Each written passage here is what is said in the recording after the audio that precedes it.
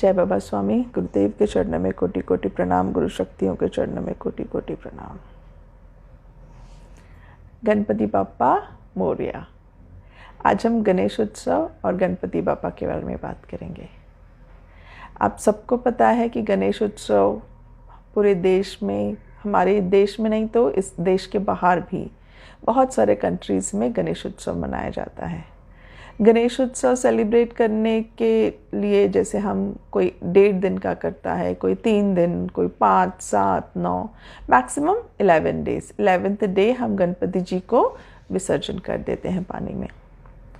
तो ये जो गणेश उत्सव की स्टार्टिंग हुई, ये वैसे तो शिवाजी महाराज के टाइम से मनाते आ रहे हैं इसको, पर सार्वजनिक अगर हम बात करें, सार्वजनिक मतलब हर चौक पे, हर चौराहे पे इन्हें मंडल बना के, गणपति मंडल बना के जो सेलिब्रेशन करते हैं हम लोग 11 दिनों तक, वो स्टार्ट किया था लोकमान्य तिलक जी ने ड्यूरिंग फ्रीडम स्ट्रगल।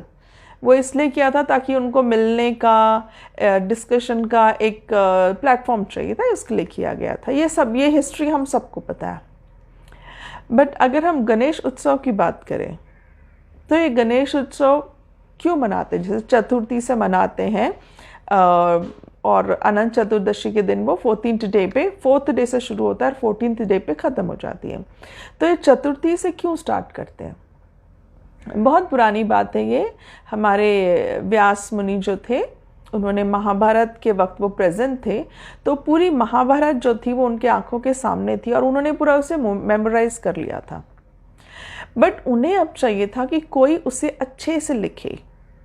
लिखते वक्त मतलब इतने फीलिंग से लिखे कि हर वो लिखावट में उनके भाव भी प्रकट हो। तो वो ब्रह्मा जी के पास गए। ब्रह्मा जी ने कहा कि ये जो है गणपति बप्पा बहुत अच्छा लिख सकते हैं, because he is very intelligent. उनको बोलते हैं गॉड ऑफ विजडम।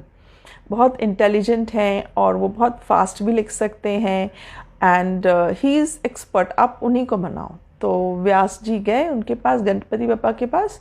तो गणपति बप्पा ने एक शर्त रखी कि आपको क्या करना पड़ेगा, बिना रुक के कंटिन्यूस बोलना पड़ेगा। अगर आप रुके, मैंने अगर पेन नीचे रखा तो फिर मैंने वापस नहीं लिखूंगा। तो व्यास मुनि हमारे बहुत वरी करने लगे कि ऐसे नॉन स्टॉप कैसे बोलें। तो उन्होंने बोला कि ठीक है, तो मैं बोलता जाऊंगा श्लोक सारे, तुम लिखो, पर लिखते वक्त तुम्हें पहले उसको विजुलाइज करना पड़ेगा और फिर उसको उस भाव से लिखना पड़ेगा। तो गणपति जी इस चीज़ के लिए रेडी हो गए। अब नॉन स्टॉप लिखना इज़ नॉट ईजी। हम 2 घंटे 3 घंटे पेपर भी लिखते हैं तो हमारे हाथ दर्द करने लगते हैं, और हम बात कर रहे हैं पूरी महाभारत नॉन स्टॉप लिखने की। तो व्यास मुनि और गणपति बापा की जोड़ी तो थी परफेक्ट। वो बोलते जाते थे, गणपति बापा विजुलाइज करके उस चीज़ को लिखते जा रहे थे। और ये पूरा हुआ 10 दिन में complete. At the end of the 10th day जब व्यास मुनि ने अपनी आंखें खोली, तब उन्होंने देखा कि ये नॉन स्टॉप लिखने की वजह से गणपति जी का शरीर जो था वो पूरा गर्म हो गया था और मतलब उसका टेम्परेचर बहुत बढ़ गया था। तो व्यास मुनि तो टेंशन में आ गए। उन्होंने क्या किया, पास ही गीली मिट्टी रखी थी तो गीली मिट्टी फट से लेप लगा दिया गणपति जी के इस पे, और थोड़ा नॉर्मल हुआ तो गणपति को जाके पास ही जो सरोवर था, नदी थी, उसमें जाके ठंडे पानी से नहला दिया।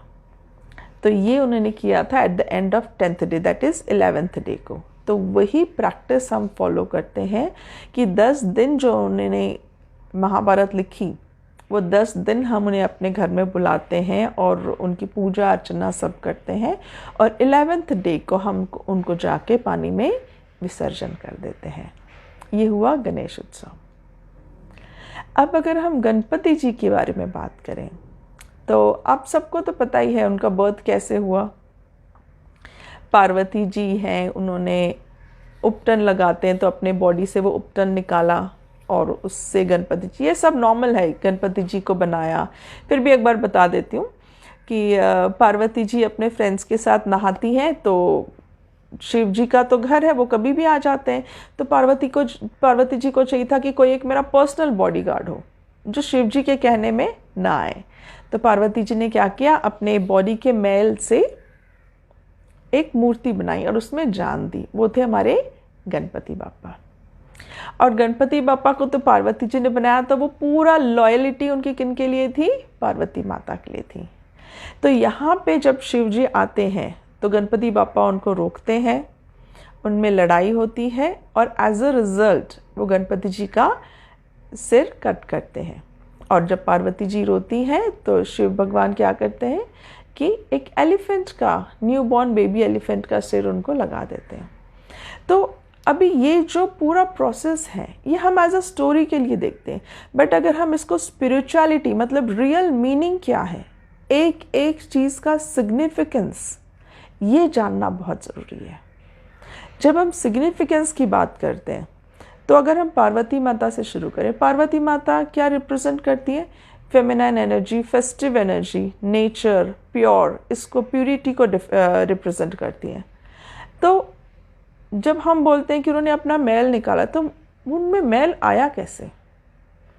मैल आया हमारे विचारों से। जब हम भी किसी फेस्टिवल को सेलिब्रेट करते हैं, एक फेस्टिवल को सेलिब्रेट करने का एक भाव होता है, एक प्योर माइंड से, प्योर फीलिंग से, फेथफुली हम उस चीज़ को सेलिब्रेट करते हैं। पर कभी कभी हम अपने इमोशंस में इतने बह जाते हैं कि हम उस चीज़, पवित्र चीज़ को भी खराब कर देते हैं। जैसे गणपति विसर्जन बोलो या गणपति जी के हम 10 डेज जब सेलिब्रेट करते हैं तो बहुत सारे जने डीजे लगा देते हैं या डांस भी करते हैं विसर्जन के समय। तो I mean it's not faithful होना चाहिए। आप गाने भी लगाओ तो म्यूज़िक मतलब भगवान के गाने लगाओ। आप बॉलीवुड या डिस्को के गाने लगा के विसर्जन करोगे, डांस वगैरह, तो इट्स नॉट, आप उस चीज़ को क्या कर रहे हो? इम्प्योर कर, अपनी भक्ति को इम्प्योर कर रहे हो। तो ये जो है डिज़ायर, हमारे इमोशंस जो है वो पार्वती माता के ऊपर के मैल हैं, उन्होंने उसको निकाल के क्या बनाया? गणपति बापा बनाया। अब शिव जी जो हैं, he is the God of knowledge, he is strong, देवों के देव बोलते हैं हम उनको। तो इनको मिलने, नेचर से मिलने से इनको रोका गणपति बापा ने। ये गणपति बापा का इग्नोरेंस था, ही वॉज नॉट अवेयर।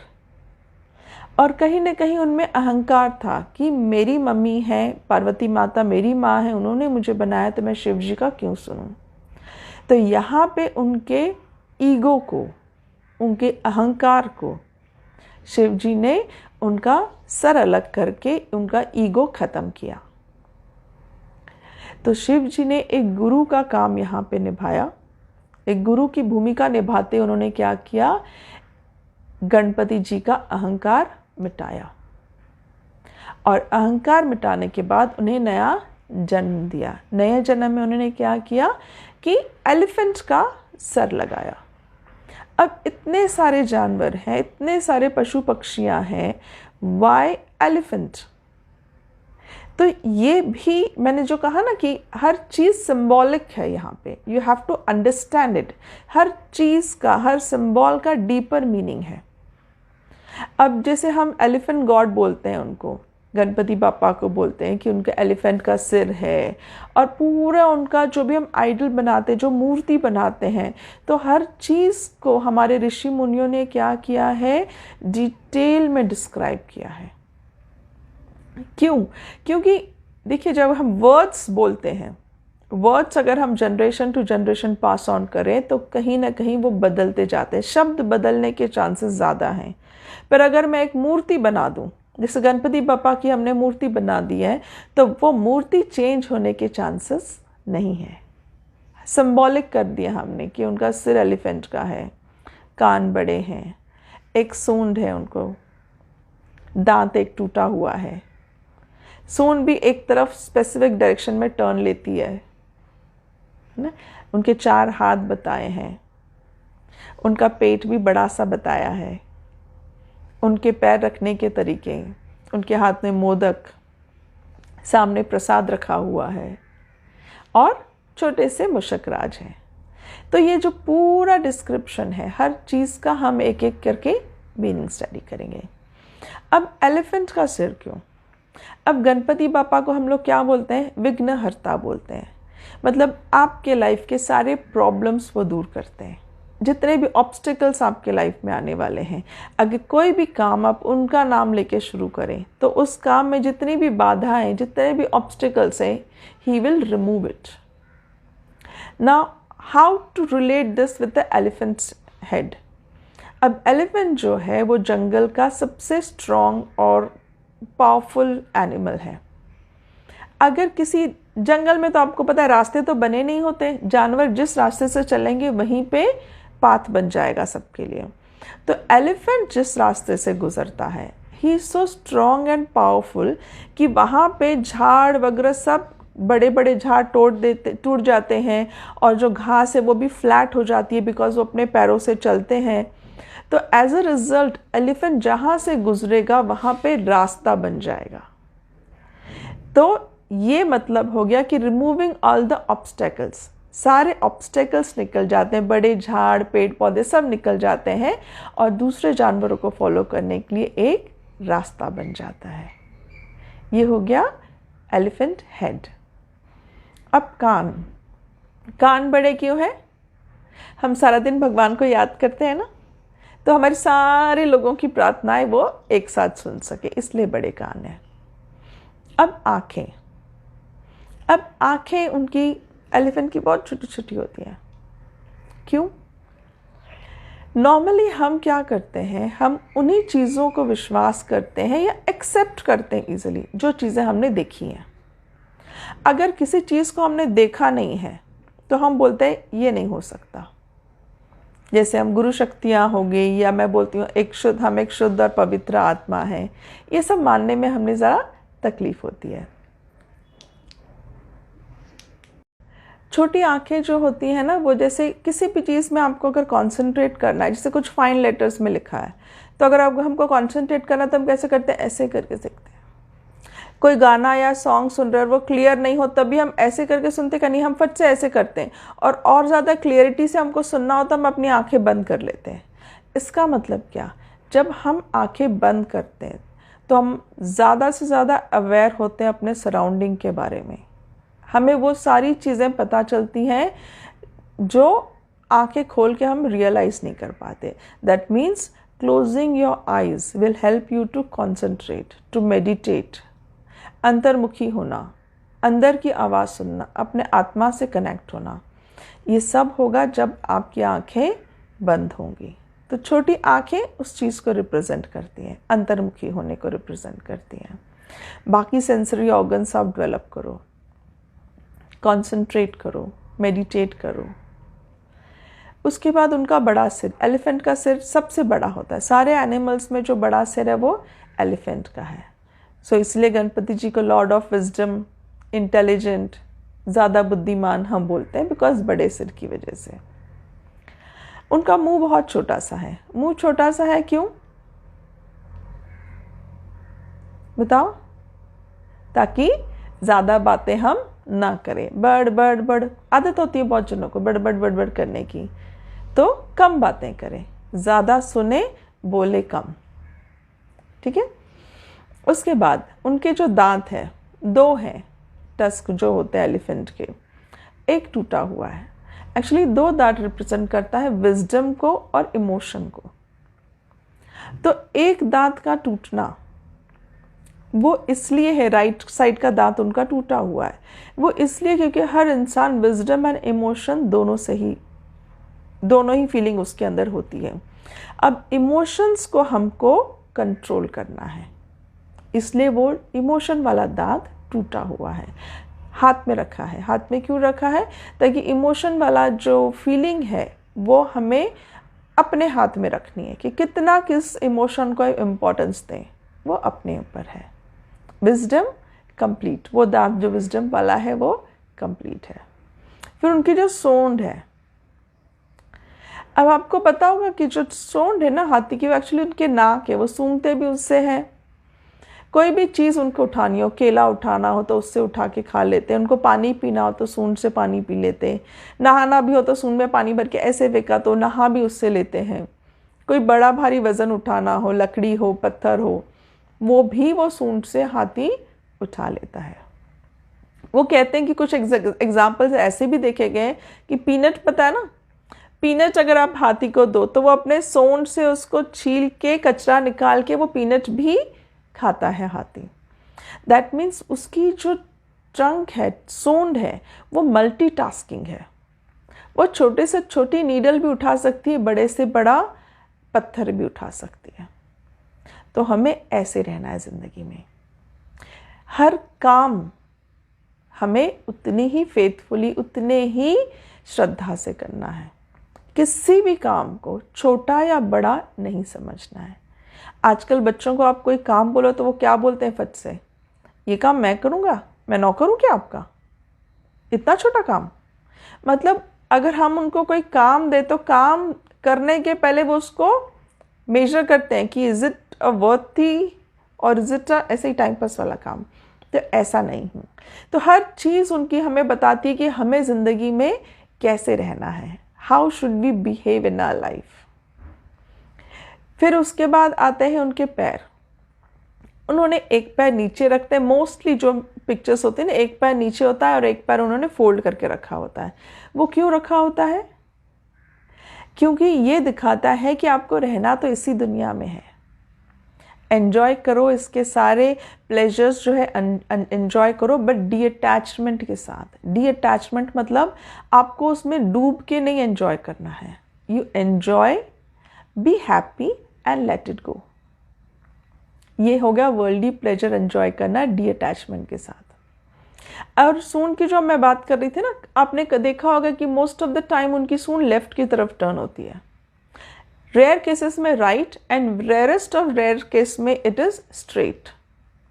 तो मैंने आपको बताया है कि 3 नाड़ियां होती हैं, चंद्र नाड़ी, सूर्य नाड़ी और मध्य नाड़ी। चंद्र नाड़ी मतलब हम पास्ट के विचार करते हैं। सूर्य नाड़ी कब एक्टिवेट होती है? जब हम फ्यूचर के विचार करते हैं। तो यहाँ पे भी चंद्र नाड़ी, ये जो लेफ्ट की तरफ उनका सूंड टर्न है, मतलब वो चंद्र नाड़ी को, चंद्र को रिप्रेजेंट करता है। तो चंद्र, मून, पीस, काम, आपके लाइफ में ये सब आते हैं जब आप लेफ्ट सूंड वाले गणपति बापा की पूजा करते हैं। राइट साइड का जो टस्क जैसे टर्न होगा, ट्रंक सॉरी, राइट साइड जब टर्न होगा तो वो क्या होता है, वो किस चीज़ को रिप्रेजेंट करता है? वो रिप्रेजेंट करता है सन को, सिद्धि। सिद्धि प्राप्त करने में आपको बहुत ही, जब बोलते हैं ना राइट साइड वाले जो गणपति बापा की हम पूजा करेंगे, तो उसके लिए आपको क्या करना पड़ता है? बहुत सारे रिचुअल्स और सिस्टम फॉलो करने पड़ते हैं। प्रॉपर सिस्टमेटिक विधि के साथ आपको पूजा करनी पड़ती है। और यही है सिद्धि, जो हमारे ऋषि मुनियों ने सिद्धियाँ प्राप्त की है। तो उसके लिए क्या करना होता है? रेगुलरिटी, फेथ, विदाउट एक्सपेक्टेशन, ये सब चीज़ें फॉलो करने से ही आपको सिद्धि प्राप्त होती है। इसलिए बहुत कम लोग राइट साइड वाले गणपति बापा को पूजते हैं। एक्चुअली वो तो सब बहुत अच्छे होते हैं, बट रेगुलरिटी करने में हम लोग थोड़ा डर जाते हैं। मेडिटेशन भी ऐसा ही है। हमें मेडिटेशन के इफ़ेक्ट्स, बेनिफिट्स अगर चाहिए तो 2-3 चीज़ें आपको याद रखनी है। रेगुलर करना है, फुल फेथ के साथ करना है, और एक्सपेक्टेशंस नहीं रखनी कि मुझे ये चाहिए, ये चाहिए, ये चाहिए। आपने को तो कहा था मेडिटेशन से ये ठीक हो जाएगा, ये मिल जाएगा, वो मिल जाएगा, क्यों नहीं मिला, ऐसे एक्सपेक्टेशंस नहीं रखनी है। और फेथ रखो कि yes you will get in due course of time. ठीक है, तो ये हो गया गणपति बापा के बारे में। अब गणपति बापा के 4 हाथ हैं। एक हाथ में उन्होंने एक्स पकड़ा है, कुल्हाड़ी पकड़ी है, कि सारे बंधन, हमारे जितने भी बंधनों में हम माया जाल में फंसे होते हैं, उनको तोड़ना है। एक हाथ में उन्होंने लोटस रखा है।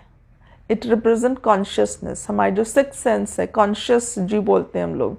हम बोलते हैं ना गट फीलिंग, मेरे को तो लगा था ऐसा होने वाला है, मेरा 6th सेंस बहुत वर्क करता है। हम बोलते हैं इसका 6th सेंस बहुत वर्क करता है, उसको एक्टिवेट करना है। रोप, एक हाथ में उन्होंने रस्सी भी पकड़ी, कमल के नीचे रस्सी है। वो रोप क्या है? वो हमें, अपने भक्तों को टाइट पकड़ के रखते हैं, हमें भटकने नहीं देते। एक हाथ से वो हमें ब्लेसिंग दे रहे हैं कि मैं हूँ तुम्हारे साथ, डरो मत।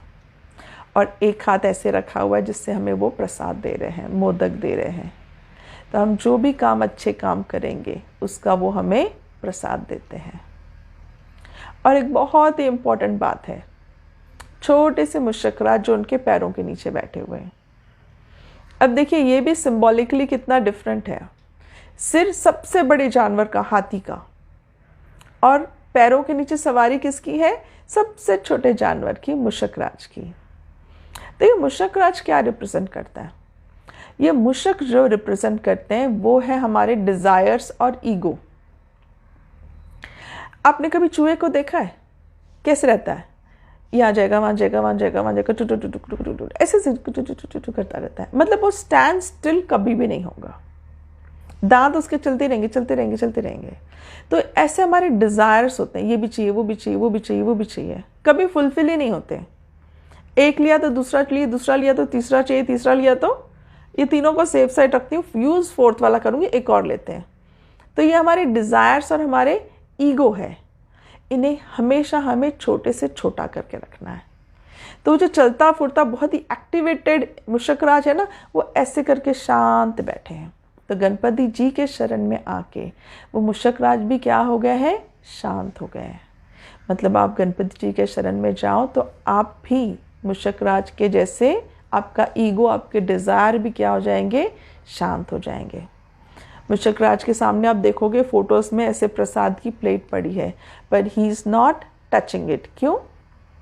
क्योंकि उन्होंने अपने डिज़ायर्स को ओवरकम कर लिया है। He is happy and satisfied Ganpati ji के शरण में आके। तो ये सब एक्सप्लेनेशन है गणपति जी के, एक एक सिंबॉलिक एक्सप्लेनेशंस हैं इसके।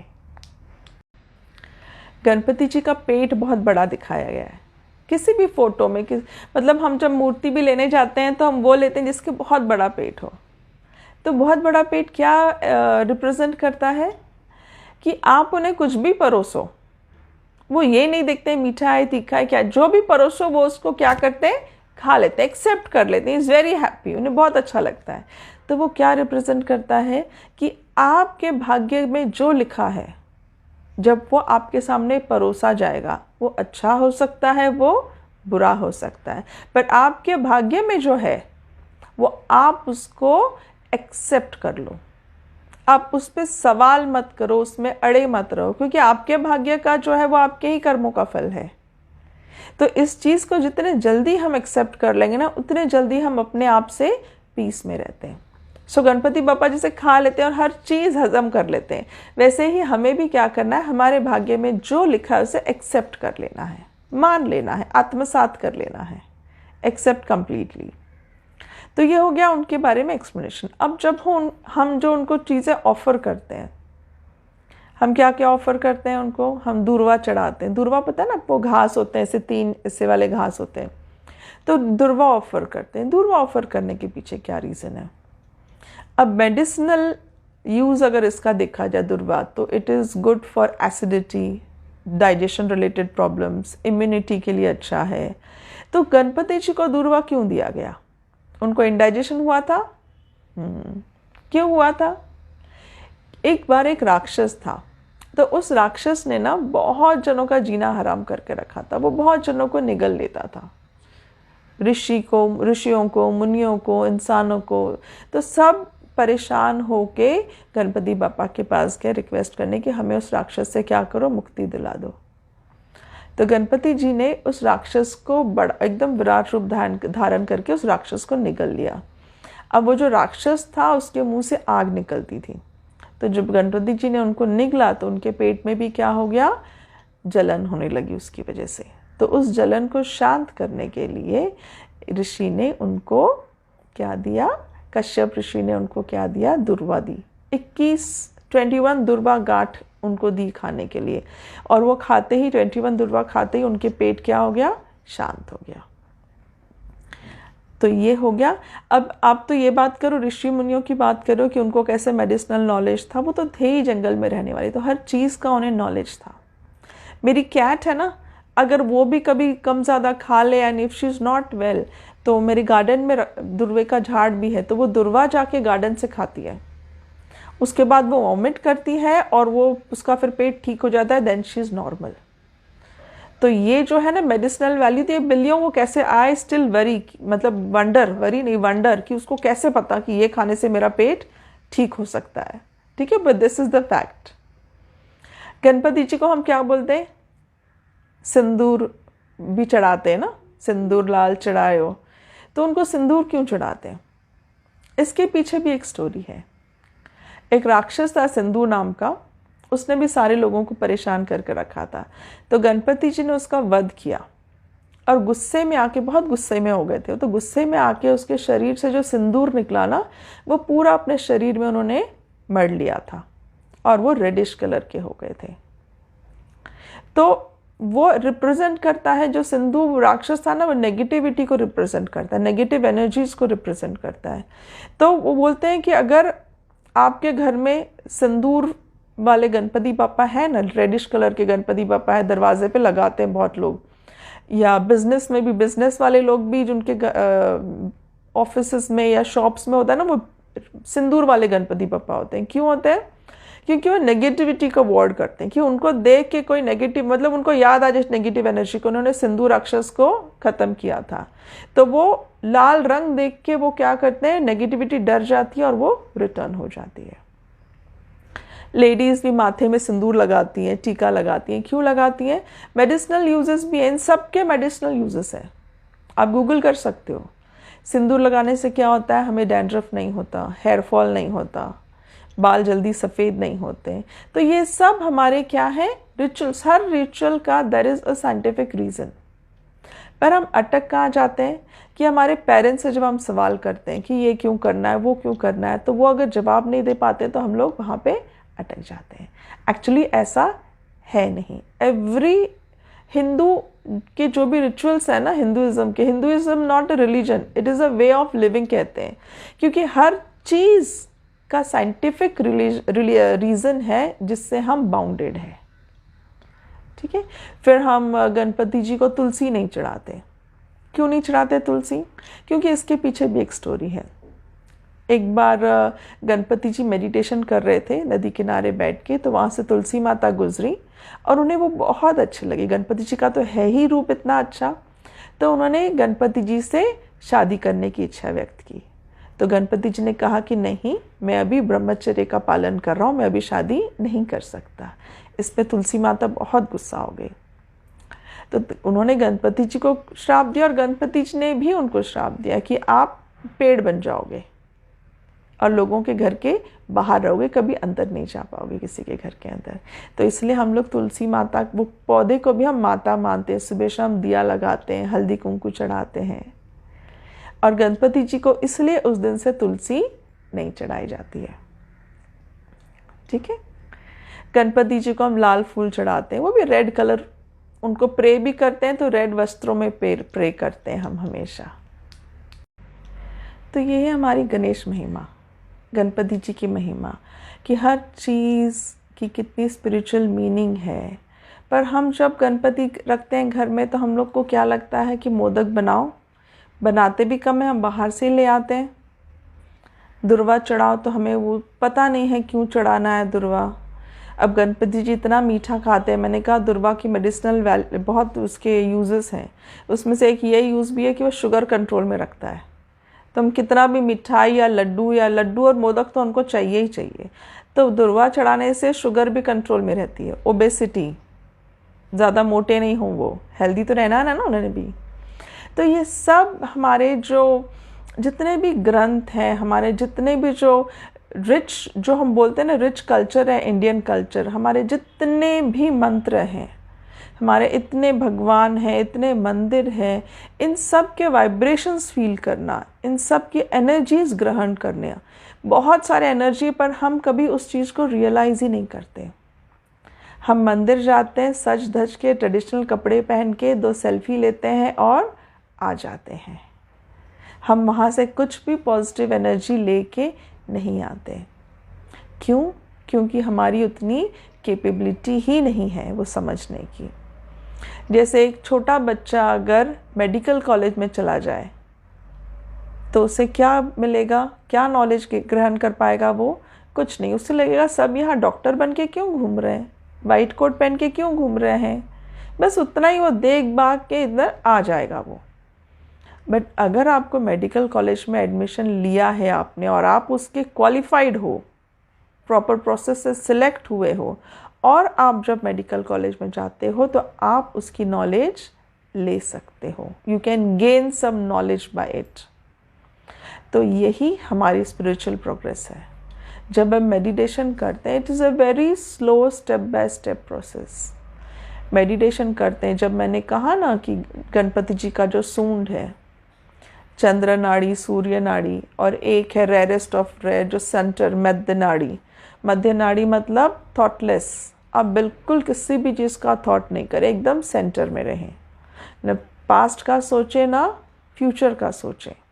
ये सब धीरे धीरे प्रैक्टिस से होगा। जब हम मेडिटेशन करेंगे, जब हमारे विचार धीरे धीरे धीरे कम होते जाएंगे, जब हम बिल्कुल सेंटर में रहेंगे, धीरे धीरे हमारी एनर्जीज एक्टिवेट होने लगेगी। तो ये धीरे धीरे जो एक्टिवेशन का प्रोसेस है, ये आपको हर चीज़ जो इतने सालों से हम बोलते हैं ना, ऋषि मुनि, हमारी संस्कृति में तो सब कुछ था। राम रावण के ज़माने से हमारे पास तो एयरक्राफ्ट थे, मिसाइल्स थे।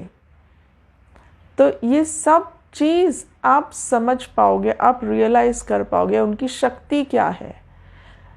ये सारी चीज़ें हो सकती हैं अगर हम रेगुलर मेडिटेशन करते हैं।